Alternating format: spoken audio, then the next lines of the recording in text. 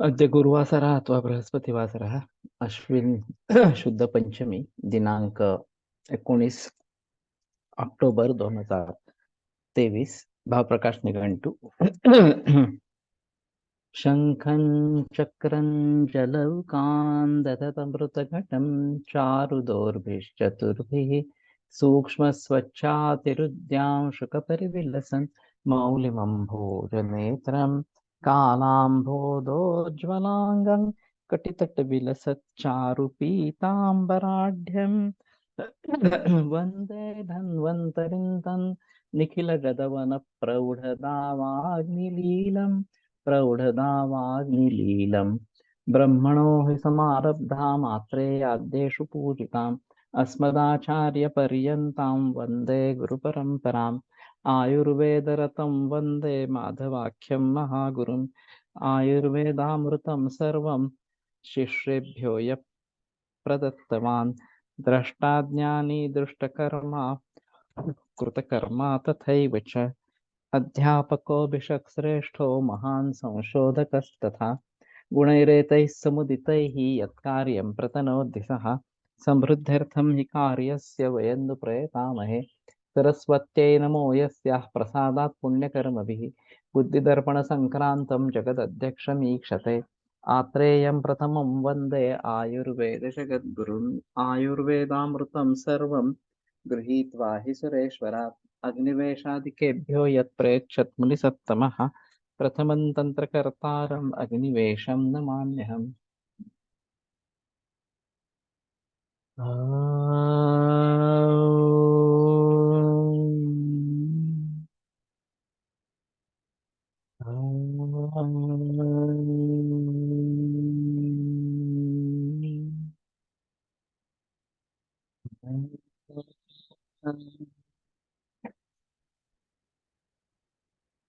ओम शांति शांति शांति।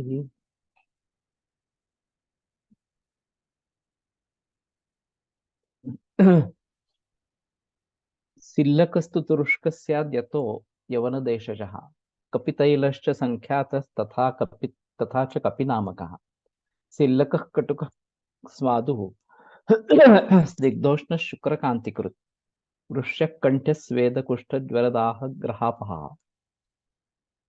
ये सिल्लक नाम से तो कुछ मालूम नहीं है। यवन देशज गुणकर्म तो काफी अच्छा है। कपितैलश्च संख्यातः तथा कपितश्च कपि नामकः कटु स्वादु स्निग्ध उष्ण शुक्र कांतिकृत वृष्य कंठ्य स्वेद कुष्ठ ज्वरदाह ग्रहापहा।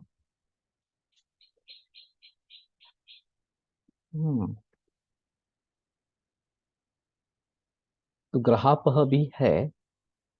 इस नाम से कुछ मिलता है ऐसा तो कुछ पता नहीं है। अगर किसी को कुछ पता होगा सिल्लक इस प्रकार से तो शायद उसके बारे में थोड़ा सोचेंगे।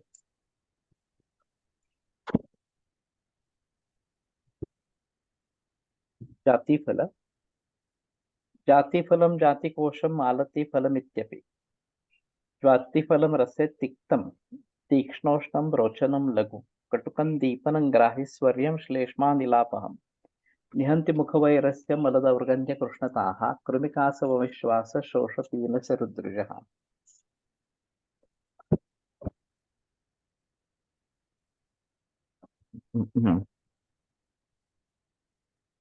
तो ये एक सुगंधि है। एक तो रसतिक्त तीक्ष्ण उष्ण रोचन इस प्रकार का है। कटु रसात्मक दीपन ग्राही तो इसके लिए तो इसका प्रयोग होता रहता है। जाति फल पानी में घीस के या दूध में घीस के खास करके अतिसार या प्रवाहिका में दिया जाता है। और जो ग्राइपिंग पेन होता है उसके लिए जाति फल और शुंठी ये दोनों पानी में अगर घीस के उसमें गुड़ और घी घृत डाल के गर्म करके चॉकलेट जैसा बन जाता है। तो वो दिन में 2-3 बार देते हैं तो साम अतिसार ने खास करके अच्छा काम करता है। तो उस लिए ये अच्छा है और घर पे सुझाव दे सकते हैं। तो स्वरीय है, ये एक बात यहाँ पे बताई गई है। मैंने थायराइड के केसेस में जहाँ सूजन बाहर आई है या फिर कहीं सिस्ट वगैरह इस प्रकार के है, तो उसमें जायफल का लेप काफी अच्छे तरीके से लगाया है, और इससे सूजन कम हो जाती है। ऐसे छोटे सिस्ट अगर है वो भी समाप्त हो जाते हैं।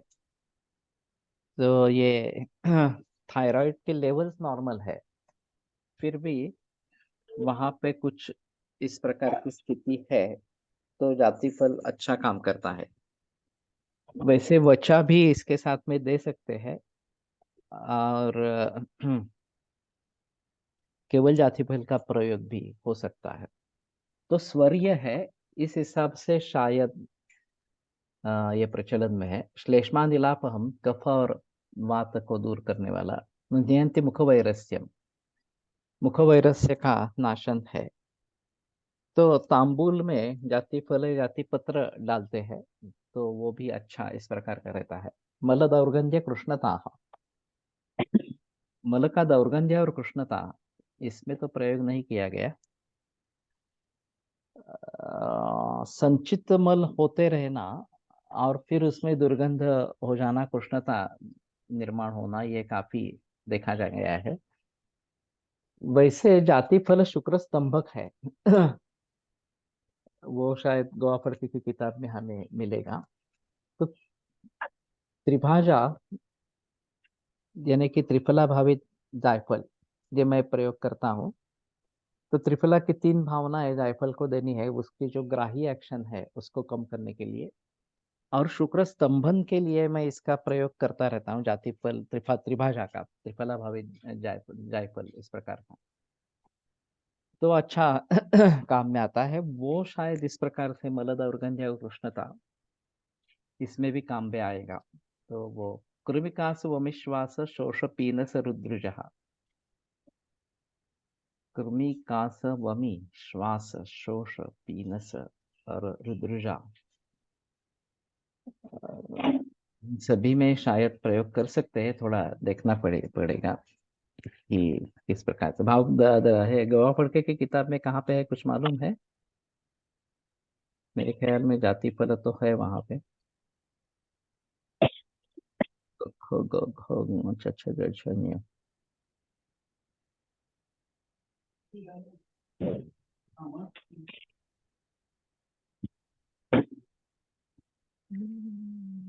ये तो धन आ गया।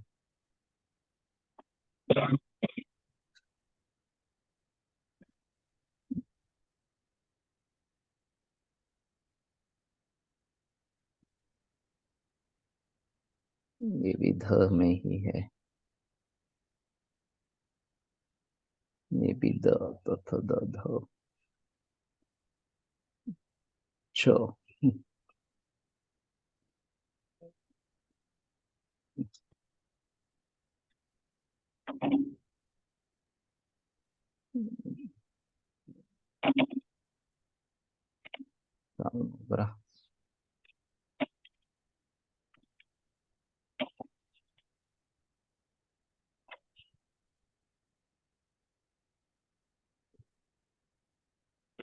ओह, तो शायद जाति पद नहीं है इसमें। हाँ है। जातिफलस्य सुगन्धाः वृक्षाः सन्ति।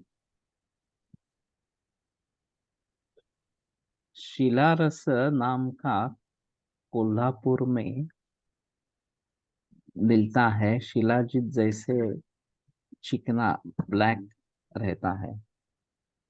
लेकिन ये मिलता कहाँ पे है? कोल्हापुर में मिलता है या कहीं नजदीक मिलता है? क्योंकि शिलाजत्तू तो हिमालय में ही होता है, उसमें संदेह की बात नहीं है। देखना पड़ेगा।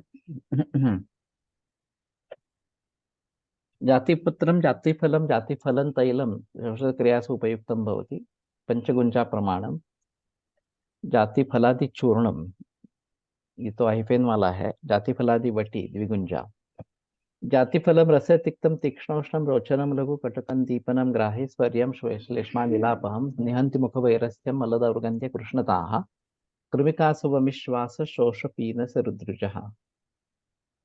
रसे तिक्तं कटुकं च तस्य विपाकः कटुकः वीर्यम् उष्णं च जातिफलं रसेन विपाकेन वीर्येण च कफं हन्ति उष्णवीर्येण वातं शमयति तस्य तीक्ष्णोष्ण लघुकटुगुणाः पित्तं वर्धयन्ति अन्तःकोष्ठे दीपनं रोचनं ग्राहि सुगन्धित्वा जातिफलम् आह्लापयति अन्ने रुचिं च उत्पादयति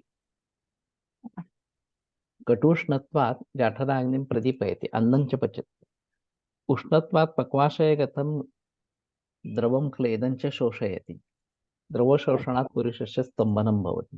तो ये स्तंभन करने वाला है ये, वैसे ग्राही है स्तंभन के बजाय इस प्रकार से। हृदय मस्तिष्के च मदकारी जातिफलस्य अतिमात्रया सेवनेन संज्ञामरसौतंसि हृदयं शिरश्च दुष्टानि भवन्ति मध्यममात्रया तमोगुणस्य वृद्धिर्भवति तेन संज्ञानाशे बाधिर्य संज्ञानाशो बाधिर्यञ्च उत्पद्यते वातप्रकृत्यौ अगर प्रकृतौ होना चाहिए था नहीं तो प्रकृत्याम होना चाहिए था। अजब किया। जातिफलस्य अतिमात्रया कंपानाः प्रलापभ्रमाः उत्पद्यन्ते। ये वास्तव में वात का शमन करने वाला इस प्रकार का है, लेकिन कुछ हद तक मदकारी है और इसके जरिए ये लक्षण वात के निर्माण हो रहे हैं या स्तंभन के कारण वात प्रकोप, ये भी बात हो सकती है।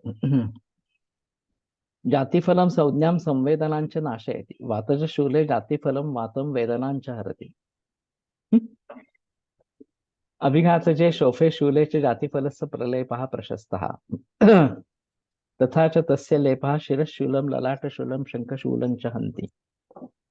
ये शुंठी और जातिफल का लेप मैं पीनस प्रतिष्ठाय में पहले मैं ज्यादा प्रयोग करता था, खास करके बच्चों में अगर करना है तो शुंठी ज्यादा उष्ण तीक्ष्ण हो सकती है, तो आइदर शुंठी के साथ जातिफल और वो भी घी में लेप बनाना।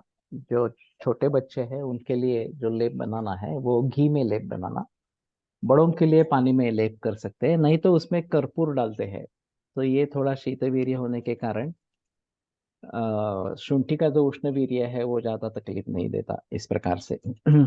लेकिन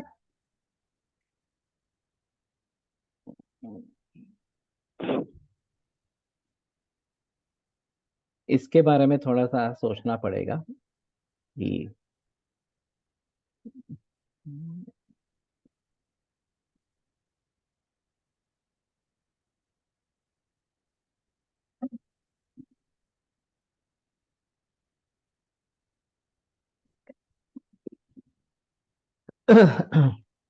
इस तरीके से इसका प्रयोग हो सकता है।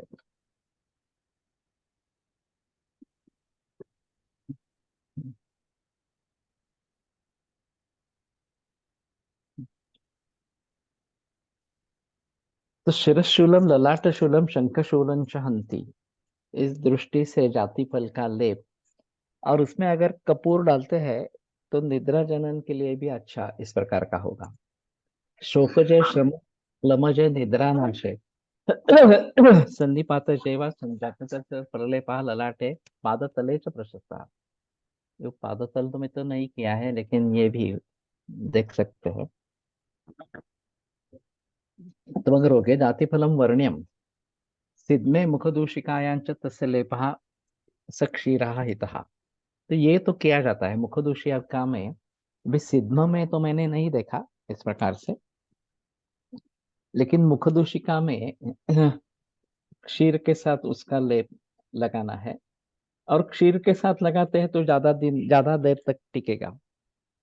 मुखालेप जो है वो अशुष्क स्थितिस्तस्य शुष्को दूषयति छवि, इस प्रकार की बात बताई गई कि जब तक वो सूखा नहीं तब तक ही रखना है। शुष्को दूषयति छवि, अगर शुष्क हो जाता है तो छवि का नाश करता है, दूषित करता है। तो दूध से लेप लगाएंगे तो ज्यादा देर तक रहेगा और पाचन दीपन करके वहां का जो कफ प्राधान्य अगर है वो उसको दूर करेगा इस प्रकार से। दंतशूले कृमि दंतके च वेदना शमनार्थम जातिफलस्य तैलम चूर्णम व प्रशस्यते, ये भी नहीं किया गया है। जातिफल तेल मिलता है, ये थोड़ा देखना पड़ेगा। जैसे अगरू के बारे में हमने सोचा था उसी प्रकार अगरू का तेल गरू नाही, दुसरं कुठलं होतं ते त्यावेळेचं? विक्रम. हा.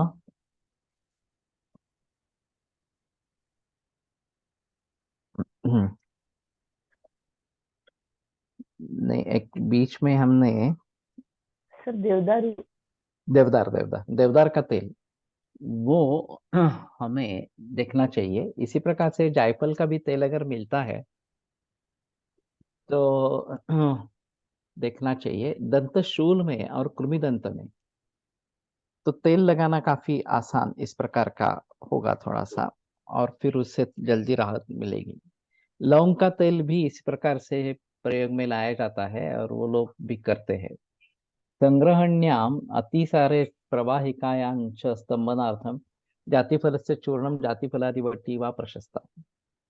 संग्रहणीय अतिसार प्रवाहिका, इनमें स्तंभन के लिए जातिफल का चूर्ण या जातिफलादिवटी, लेकिन इसमें जातिफलादिवटी में आहिफेन है, तो अभी वो आसानी से मिलती नहीं है।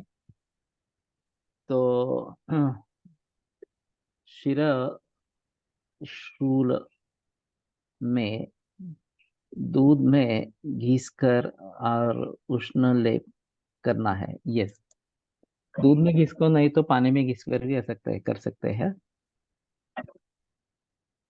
कफवात शामक या तो बच्चों में घी में लेप करो। अगर 1-2 बरस के बच्चे हैं और बहुत सर्दी जुकाम हुआ है तो घी में घिस कर इसका लेप ललाट पर और फिर सीने पर और पीठ पर, इस प्रकार से अगर करते हैं तो कफ जल्दी कम होता है और आसानी होती है। प्रमेह अतिसार, प्रमेह के बारे में तो नहीं, अतिसार में तो प्रयोग में लाया जाता है, और खास करके जहाँ शूल पूर्वक अतिसार या प्रवाहिका है तो वो है। विशेषण पक्वातिसारे स्तंभनमितम अंतःकोष्ठाश्रितम शूलम जाति फलम हरति, क्षयजातिसारे ऋतुवैषम्ये च शोकातिसारे व जाति फलम संग्रहणार्थम प्रशस्तम। तो ये शोकातिसार भी इसमें है, भयातिसार में भी शायद इसमें प्रयोग कर सकते हैं। जातिफलम वातजम शुष्कम कासम कासम श्वासम च हन्ति, कफस्य दौर्गन्ध्ये मुखदौर्गन्ध्ये च जातिफलस्य मुखे चर्वणं प्रशस्तम, कोष्ठगतं शूलं पार्श्वशूलं रुक्षूलं च जातिफलं शमयति। हाँ, पार्श्वशूल रुक्षूल,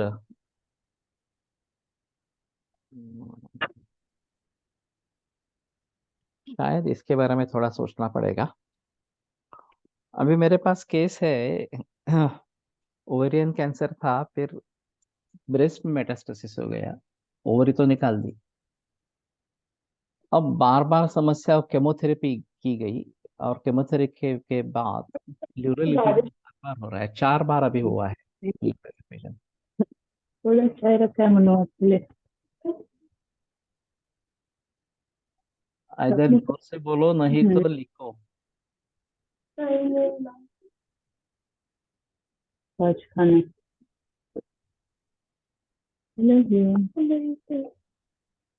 मीठा बच्चा लग रहा है, मीठा बच्चा.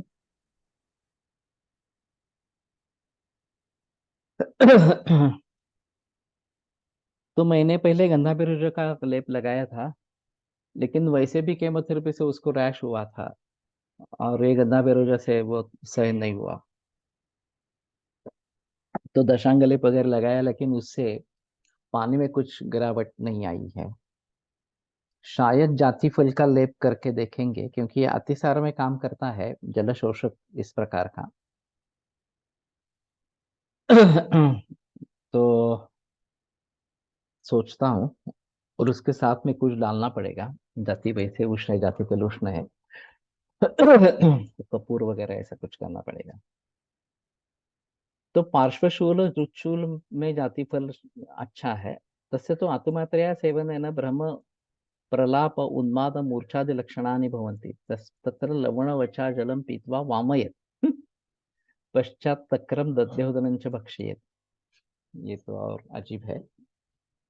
जाति फल से इस प्रकार के लक्षण हुए हैं निर्माण, ये तो फड़के जी का अनुभव होगा, मेरा तो अनुभव इस प्रकार का नहीं, इतनी बड़ी मात्रा में दिया ही नहीं है। तो वमन करके फिर तक्र और दध्योदन ये देना है, ये उनका उसमें सुझाव इस प्रकार का है। तो जाति फल को प्रचलन में लाने की कोशिश करेंगे। जातिपत्री, जातिफलस्य त्वक् प्रोक्ता जातिपत्री भिषग् वरेहि जातिपत्री लघु स्वादुः कटुष्णा रुचिवर्णकृत् कफका स्वमिश्वास तृष्णा कृमि विषापः। तो जायपत्री नाम से मिलती है, सुगंधी रहती है, और ये ऊपर का आवरण, जो टणक आवरण एक प्रकार का होता है, और उसके ऊपर ही जायपत्री होती है, और भीतर जायफल होता है, वो फोड़ने के बाद अंदर जायफल होता है। तो लघु स्वादु कटु उष्णा रुचि और वर्णकृत कफका स्वमिश्वास तृष्णा कृमि विषापः।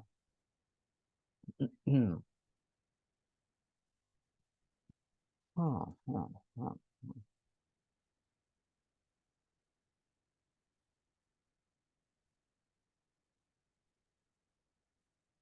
इससे चूर्ण बना के दे सकते हैं।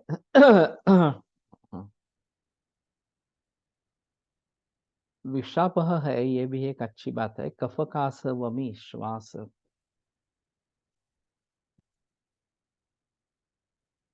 तो केमोथेरेपी के साथ या केमोथेरेपी के बाद में ये अच्छा इस प्रकार का रहेगा। और मिलती है, जाति पत्ती मिलती है, मिलने में कोई प्रॉब्लम नहीं है। लवंग, लवंगम देवकुसुमम श्री संज्ञम श्री प्रसूनकम लवंगम कटुकं तिक्तम लघु नेत्र नेत्रहितम हिमम।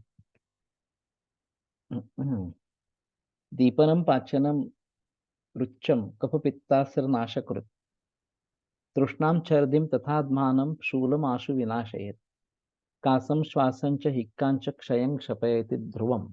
क्षयम, तो ये भी काफी प्रचलन में है लवंग, और अभिपत्तिकर चूर्ण में काफी मात्रा में लवंग है। जैसे अन्य योग कौन से है थोड़ा देखना पड़ेगा। तो कटु तिक्त और हिम, ये थोड़ा अजीब इस प्रकार का कॉम्बिनेशन है। कटु तिक्त जनरली उष्ण वीर्य इस प्रकार का होगा, लेकिन ये कटु तिक्त और हिम इस प्रकार का है।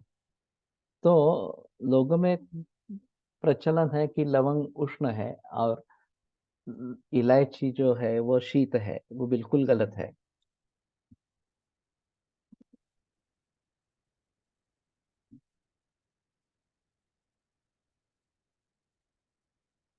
तो लवंग शीत है।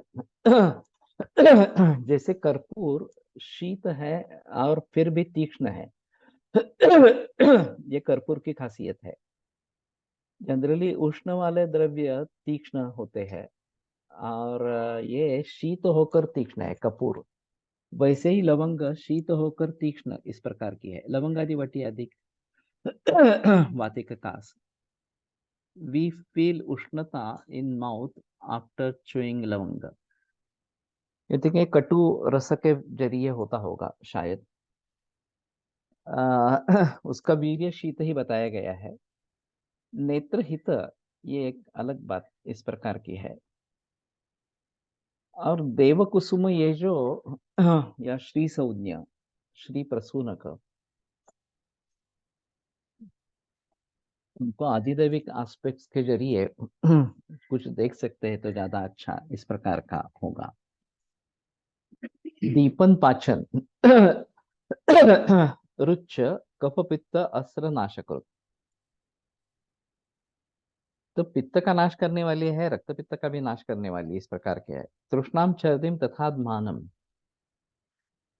तृष्णा छर्दी आत्मान शूलम आशु विनाशे कासम श्वासं च हिक्कां च क्षयं क्षपयति ध्रुवम। यह अजीब बात है, क्षयं क्षपयति ध्रुवम, निश्चित रूप से क्षय का नाश करती है। कल एक मरीज था, उम्र करीबन 26 साल की है, और लड़की है, शादी हुई है 1 बरस पहले, लेकिन उसके पहले 4 बार टीबी हुआ है और 4 बार एकेटी ली है। अब फिर वो बता रहे हैं कि फिर से टीबी है और फिर से एकटी करनी है। खांसी हॉस्पिटल करताना आहे ना, कफ आहे और वात प्राधान्य है, कफ बहुत कष्ट से निकलता है इस प्रकार से। तो ये पहली बार मैंने ऐसी केस देखी कि 4 बार टीबी हुआ है, 4 बार एकटी हुई है, फिर भी 5वें बार टीबी हुआ है इस प्रकार से। और गंभीर अवस्था थोड़ी सी देखने की इस प्रकार, सिर्फ भारक्षय नहीं है, बलहानि कुछ हद तक है इस प्रकार से। लेकिन बलमांस क्षय, ये जो बात बताई गई है, तो मांस क्षय नहीं है, ये अच्छी बात है इसमें। पहले से वजन कम हुआ है लेकिन अभी स्टेबल इस प्रकार का है। तो ऐसे हालात में मैंने सुझाव दिया कि बकरियों के साथ रहो। बकरियों में एक नेचुरल इम्यूनिटी है टीबी के लिए। लौंग की माला बनाकर नवरात्रि में देवी को अर्पण की जाती है। Multi drug resistant TB. तो ये जैसे लहसुन की माला भी डाली जाती है, लौंग की माला भी। पण देवीला घालून झालं तर मग आपण घालायला काही हरकत नाही ना। नेत्रहित यानी सभी नेत्र विकार में, नंबर में भी ऐसा तो नहीं बता सकते, लेकिन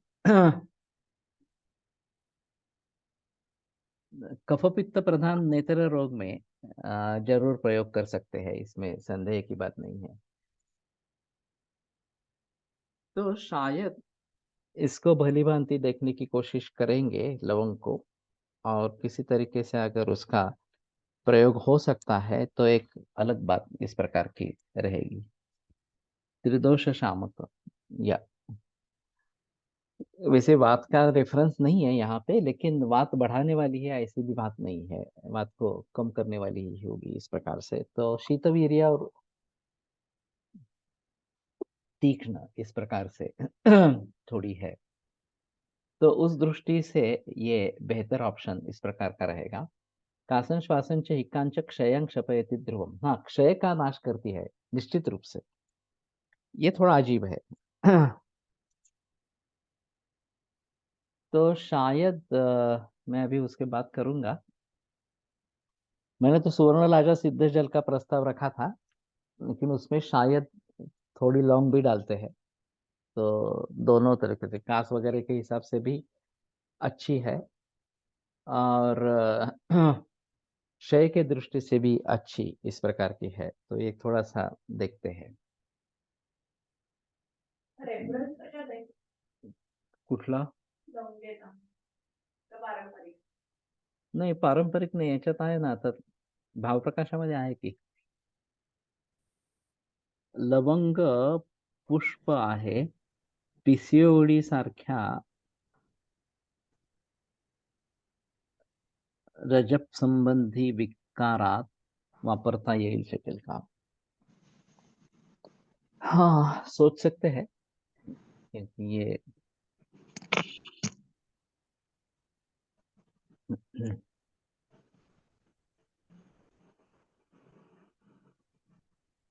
मैं फॉन्ट साइज बढ़ता नहीं है मेरे लिए, काफी मुश्किल है। गो टू मीटिंग में बढ़ता है। नमस्ते सर, लसूण माला घालण्याची प्रथा कुठे आहे? ये तो मालूम नहीं मुझे अभी, लेकिन पहनाते हैं लहसुन की माला इस प्रकार से। गुड़ुची की भी माला पहनाते हैं। शेठ ब्रदर्स कायम चूर्ण वाले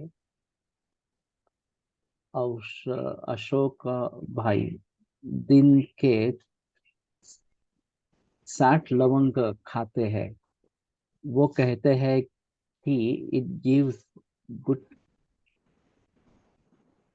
ऑक्सीजनेशन फॉर भोजन उत्तर कफनाशक। ये तो ठीक है, मुंह में रख सकते हैं। हिमा है और काश श्वास नाशक कैसे?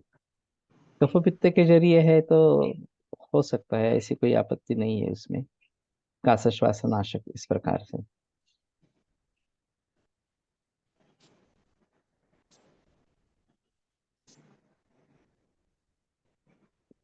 तो वो जरूर उसके बारे में सोच सकते हैं।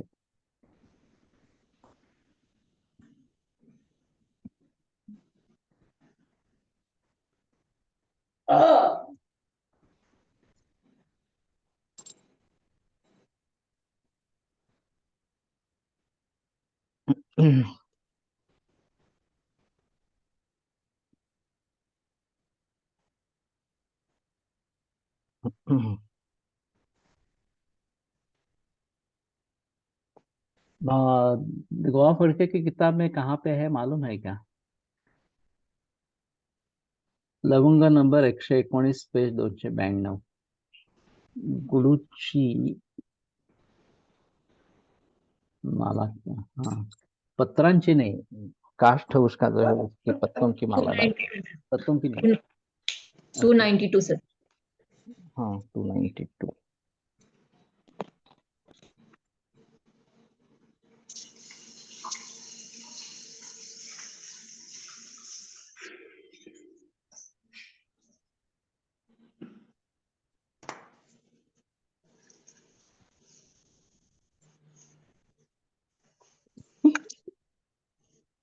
नंबर कितना है? 119 बताया ना? 292 सर। 292, यहाँ पेज अलग है Madhu. Drug number 119। Page number है सर। पेज नंबर अलग है।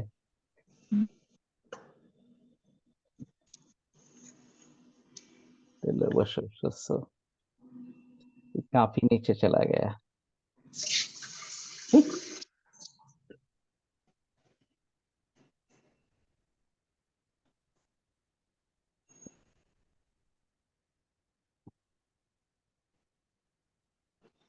ये लहसुन आ गया। हम्म,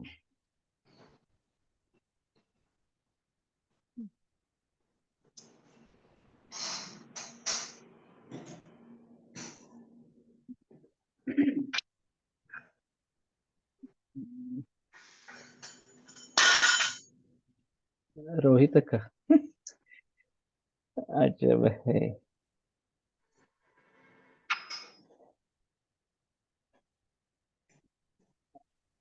सर आप ऊपर जा रहे हैं, नीचे आना है। रसोल 115 है। लेकिन नीचे रोहित तक आ गया लहसुन के बाद। नहीं, उससे भी नीचे आएगा।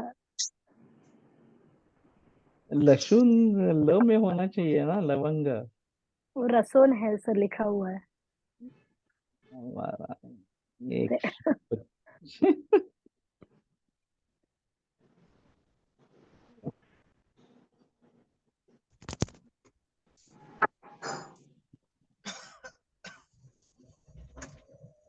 अच्छा,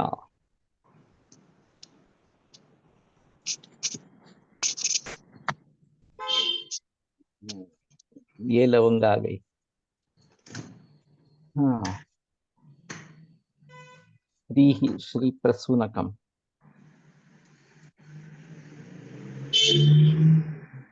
हिंदी पुस्तक। ठीक है। लवंगस्य चूर्णम, लवंगम पुष्पम अस्ति, तस्य वृक्षाज आवास मात्रा द्वीपे समुद्भवति। तस्य पुष्पाणि अरुणानि स्निग्धानि प्रशस्तानि च भवन्ति। हमने लवंग लगाई है, तो अभी मालूम नहीं कितनी बड़ी होती है, क्या होती है। इस प्रकार से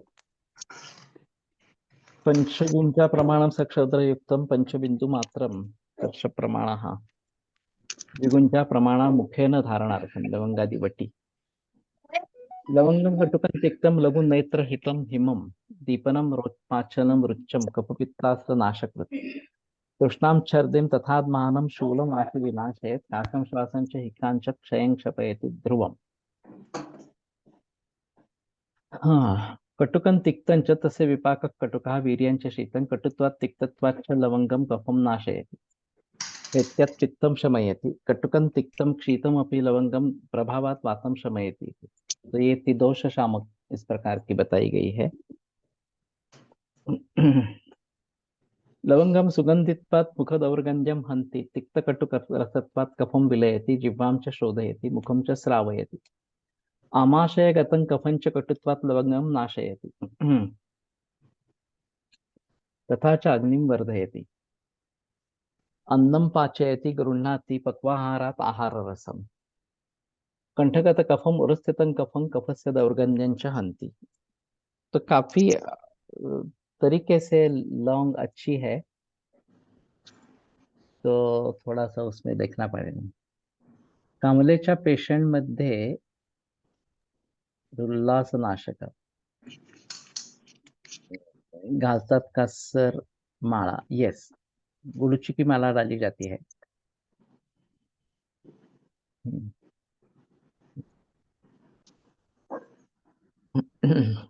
रोगेषु लवंगस्य कार्यम् आत्माने शूले च कटुतिक्त कषाय रसैः निष्पावचणककलायैः चाति सेवितैः जठरे ऊर्ध्वाधो वातरोधेन आत्मानः आनाः शूलश्च उपजायते। निष्पावचणककलायैः। तो इसमें अगर आत्मान और आनाह, वास्तव में आनाह में पुरुष बंध है, आत्मान में केवल वायु का प्रकोप इस प्रकार का है, तो दोनों हो सकते हैं एक साथ में। तथा च अग्रे अग्नेः दौर्बल्यात् ग्रहणी दोषाच्च अन्नस्य पाकः सम्यक न भवति, तो अन्न का पचन नहीं होता। अजीर्णात् शूलानाहादयः जायन्ते, तो अजीर्ण से शूल आनाह वगैरह हो जाते हैं।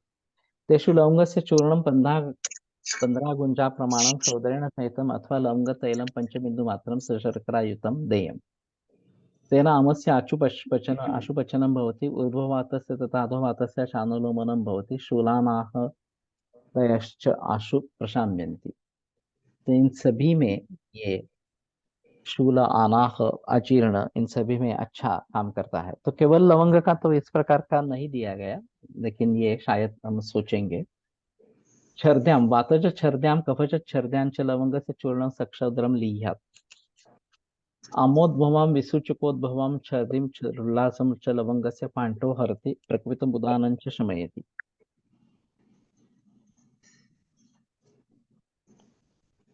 ठीक है। कफोद्भवां वातोद्भवां च तृष्णा लवंगम हन्ति जिह्वा तालु गल तोद गल गत उदक वह स्रोतसां रोधेन तृष्णा जायते। जिह्वा तालु गल गत उदक वह स्रोतसां।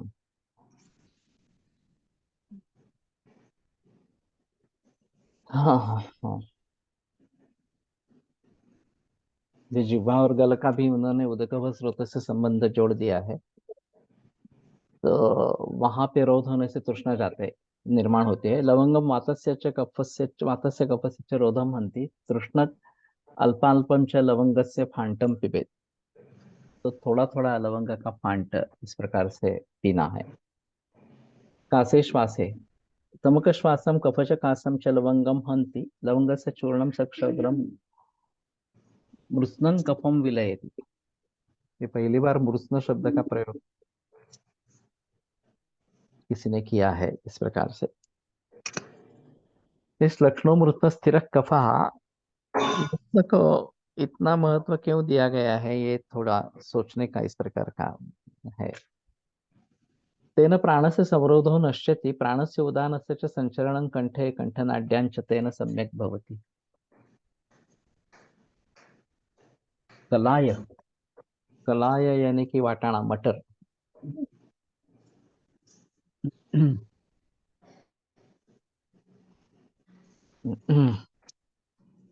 कलाय प्रतिवातलः, इस प्रकार से कलाय के बारे में बताया गया है। आनाहेन आत्मानेन च प्राणस्य तथा उदानस्य प्रकोपो भवति। तयोः प्रकोपात् हिक्का जायते। लवंगस्य फाण्टम् आनाहम् आत्मानं च नाशयित्वा वातुम् अनुलोमयति प्राणम् उदानं च शमयति तेन हिद्मा नाशो भवति। तो कुछ मरीजों में हिद्मा काफी पीड़ादायक होती है, आसानी से रुकती नहीं है। वैसे हिक्का और श्वास दोनों की चिकित्सा एक जैसी इस प्रकार की बताई गई है। तो श्वास वाली चिकित्सा यहाँ पे दे सकते हैं और हिक्का श्वास में हिक्का वाली चिकित्सा दे सकते हैं। मृत्सनम म्हणजे काय? ये चकचकायमानः इस प्रकार का मृत्स्न का अर्थ किया है, जो दिखने में इस प्रकार का होता है, मसरूण जैसा थोड़ा सा। और जैसे ये कज्जली में पारद पारद अलग होने लगा तो उसमें चंद्रिका दिखती है, इस प्रकार से चंद्रिका दिखने वाला जो है मृत्स्न इस प्रकार का कहा जाता है। एक बार अष्टांग हृदय की टीका में देखने की कोशिश करेंगे, ये ज्यादा अच्छा है। शाइनिंग या इस प्रकार से। तो हिक्का में ये काफी इस प्रकार के प्रयोग में लाई जा सकते हैं। लवंगम दीपनम पाचनं च कृत्वा अरोचकम हत्वा क्षयरोगे उपयुक्तम भवति। लवंगं कफोद्गम रसवः स्रोतोरोधम हन्ति तेन रसस्य वहनं सम्यक् भवति। आहार रस लाभेन धातवः पुष्यन्ति। तो कफ का नाश करते हुए ये रसवह स्रोतस को ठीक करता है, और फिर धातुओं का पोषण अच्छा होने से क्षय में लाभ होता है, इस प्रकार से है। मृत्स्न रिलेशनशिप विथ शुक्र, मसरूण की तो होती है, ये मृत्स्न के बारे में थोड़ा देखना पड़ेगा इस प्रकार का। लेकिन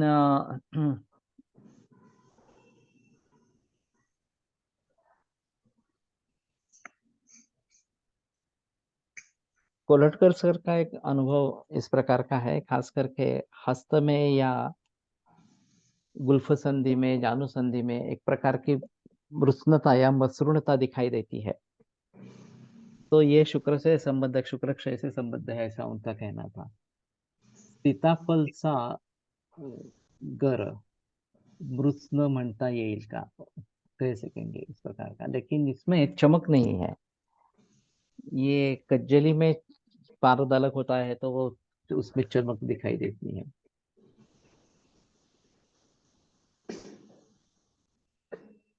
ओल्ड एज में बिकम्स मृत्स्ना, स्किन बिकम्स मृत्स्ना। ऐसी भी होती है, ऐसा नहीं है, रूक्षता भी बढ़ती है, लेकिन फिर भी ये मृत्स्ना के बारे में थोड़ा सा अ, देखना पड़ेगा, सोचना पड़ेगा, और फिर किस तरीके से उसके बारे में हम कर सकेंगे ये। हाँ।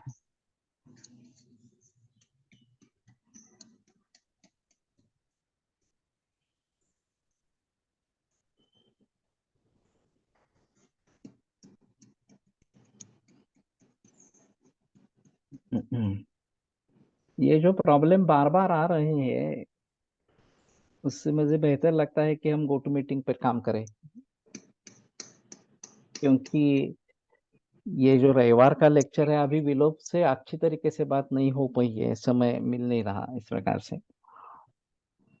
तो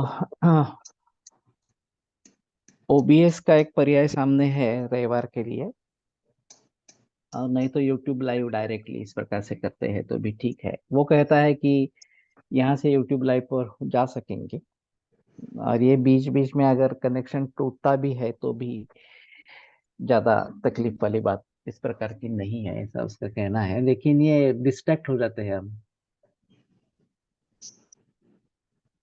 मृत्स्न और स्तंभन है, क्या अंतर है? स्त्यान में क्या अंतर है? स्त्यान में ये जो द्रवत्व है वो है, मृत्स्न में द्रवत्व होगा ऐसा नहीं है। तो दोनों अलग है। नहीं, काला नहीं होना है ये तो।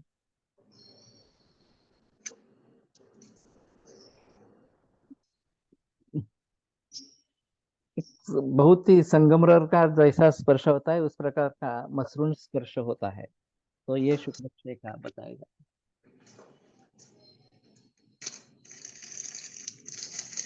मृत्स्न का हिंदी अर्थ गीली मिट्टी या चिकनी मिट्टी का चिपकने वाली मिट्टी इस प्रकार का है। तो एक बार मुझे लगता है कि ये अष्टांग हृदय सूत्र स्थान पहले अध्याय में टीका में देखे क्या है इस प्रकार का। is glossy surface like a glass. Yeah. Good to meet is good than YouTube. लेकिन गो टू मीटिंग में हम YouTube लाइव नहीं कर सकते अभी। ये पार्टिसिपेंट्स की संख्या 400 से ऊपर गई है, तो YouTube लाइव के बिना कोई चारा नहीं रहेगा ऐसा लगता है। कुरडई से पीठ व्यवस्थित भिजले की चकचक। ओके।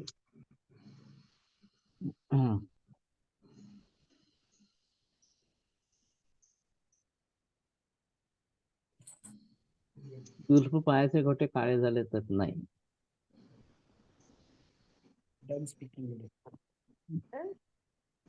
गलगुली, गुळगुळीत, हाँ हिंदी में।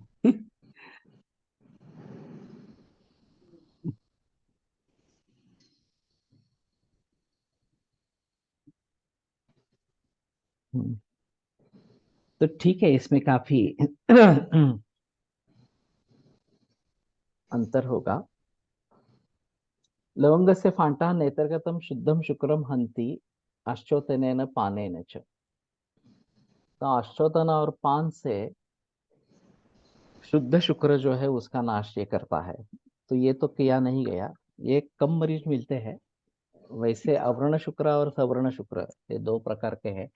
शायद अवर्ण शुक्र में ये ज्यादा अच्छा काम करेगा।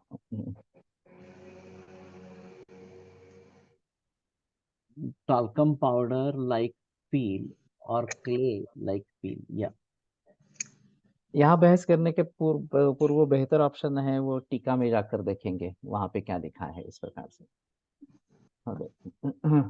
लवंगस्य फांटा नेत्रगम शुक्लम शुद्धम शुक्रम हंते आश्वतेन पानेन च। लवंगस्य अंजनम मूर्छाम संन्यासम उन्मादम अपस्मारं च हंति। ये तो नहीं किया गया। लवंग का इस प्रकार का अंजन ये कभी नहीं किया गया, तो शायद इसके बारे में थोड़ा सोचेंगे कि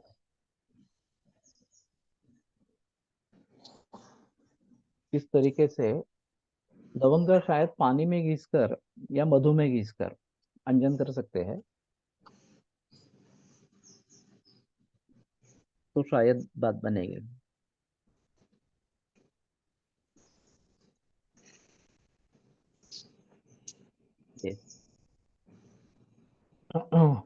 कृमिदंत के लवंग से तैल पिछुधारणम प्रशस्तम। तो कृमिदंत में तो ये किया जाता है, तैल पिछुधारणम तेन दंतशूलः आशु प्रशमं याति। लवंगस्य तैलस्य अभ्यंजनेन शिरशूलः प्रशाम्यते। तो ये भी अलग है कि अभ्यंग करते लवंग तेल का शिरोभ्यंग शिरशूल के लिए अच्छा है। तो मुझे लगता है कि ये तो हर घर में होती है लवंग, तो घरेलू उपचारों में इसके बारे में जरूर बात कर सकते हैं।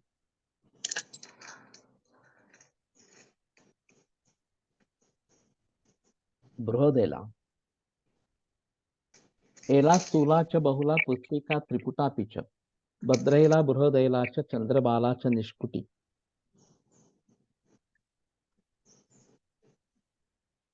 स्थूलैला कटुका पाके रसे चानल क्रुल लघु रुक्षोष्णा श्लेष्म पित्तास्ल कंडुश्वास तृषापहा रुद्धास विषबस्त्या शिरोरुग वमिका समुद्र।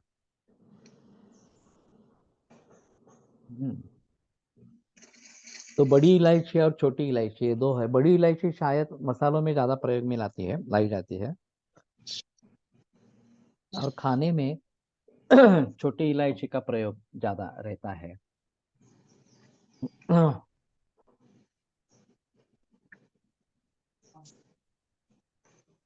वाह, लवंग फांट आश्चोतन सुद्धा शुक्र मेनू करने कहा है, मतलब कौन सी अवस्था में?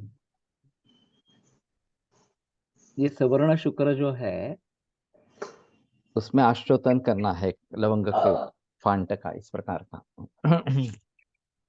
तो सवर्ण शुक्ल या अवर्ण शुक्ल शुक्ल ये दोनों मिलते हैं। कफ पित्त नाशक शुक्ल नाही लीले।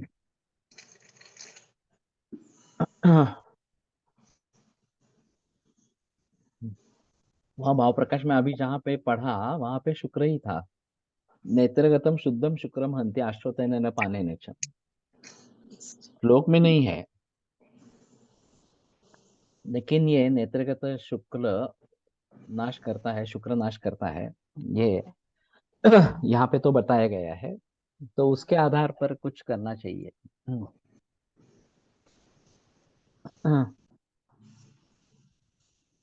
तो एला जो है वो स्थूला, बड़ी एला जो है वो कटुका पाके रसेच, तो कटु रस कटु विपाक अनल कुरु लघु, अग्नि को बढ़ावा देने वाली, इस प्रकार के।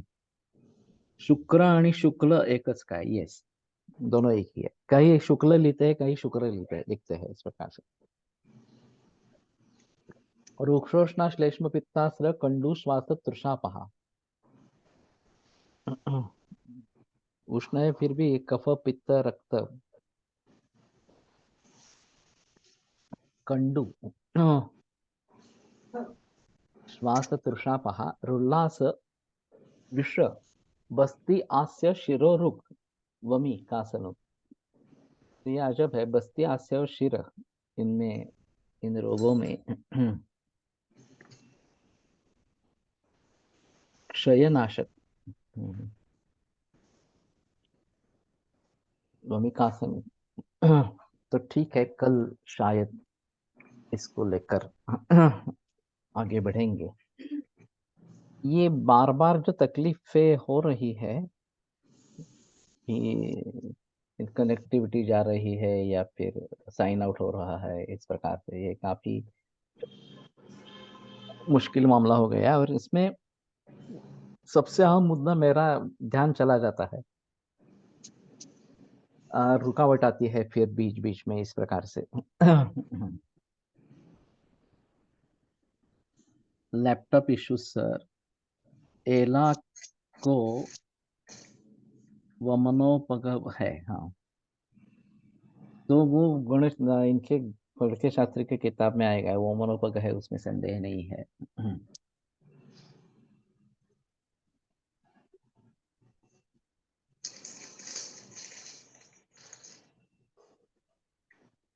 मैकबुक लीजिए।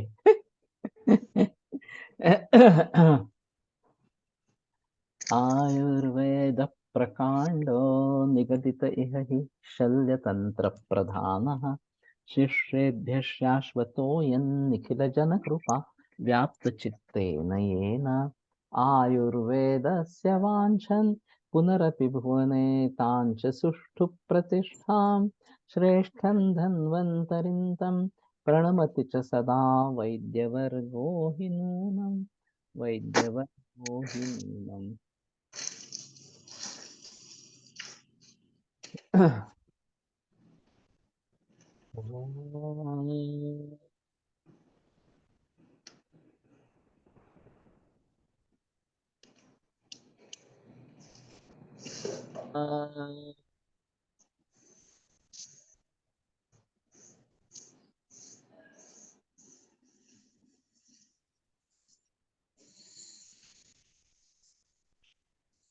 ओम शांति शांति शांति। विरम्यते व्याख्यान व्यापारात्। श्वः पुनरपि मिलिष्यामः।